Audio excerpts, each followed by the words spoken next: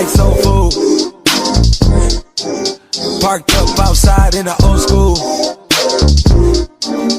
The new me back with the OU.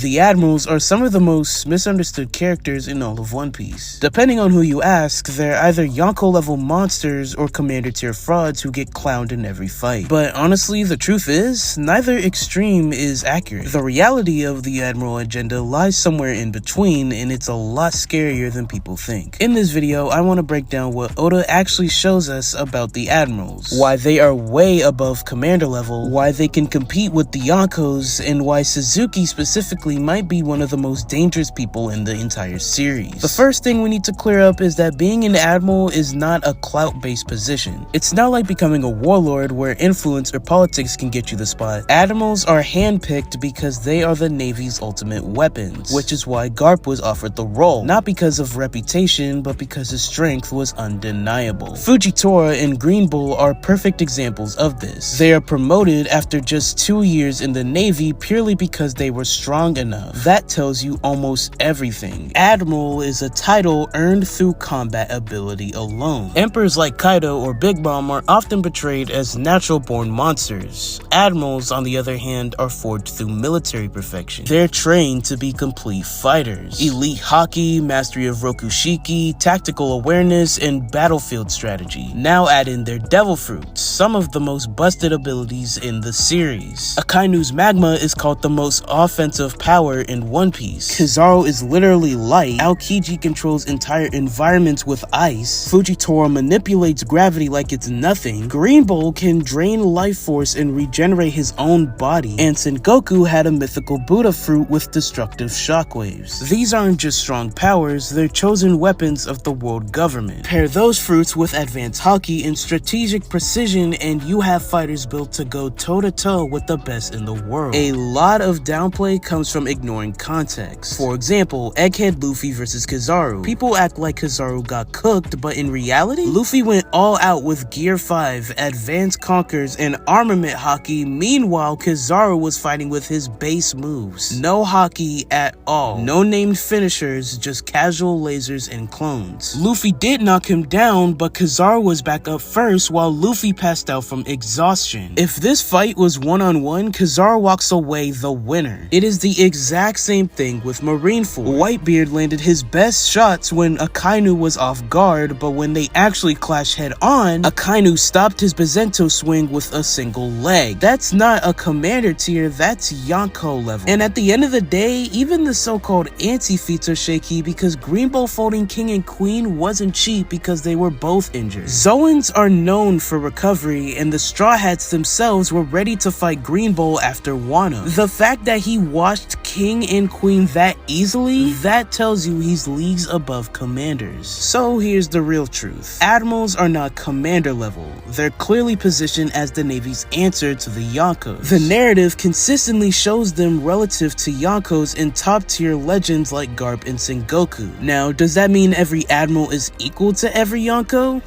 No, of course not. Shanks, Kaido, and Whitebeard in his prime are clearly special cases, but it also means no Yonko is casually one-shotting an Admiral in a fair fight. These are extremely high div battles that could go either way depending on circumstance. And that's honestly the entire point. Admirals exist in the same bracket. They're not frauds, but they're also not untouchable gods either. They're elite world powers designed to rival the Yonkos. But then there's Akainu. Sakazuki is not just another Admiral, he's in a category of his own. This is the same man who fought Aokiji for 10 days straight and won. The same man who tanked Whitebeard's strongest attacks. The man who left Marineford as Fleet Admiral not because of politics but because he proved he was the strongest. He embodies everything terrifying about the Admiral Agenda. Destructive, offensive, monstrous stamina, relentless brutality, and possibly even and conquers Haki. Oda has made it very clear that Akainu will be one of Luffy's final obstacles, and that alone puts him in the top 5 of the verse. Hell, maybe even top 3 to be honest. The Admiral Agenda isn't about overrating them or pretending they're untouchable. It's about recognizing what the story actually shows. That admirals are far and above commanders, that they rival the Yonkos, and that Sakazuki in particular might be one of the strongest characters in the verse. So here's my question to you.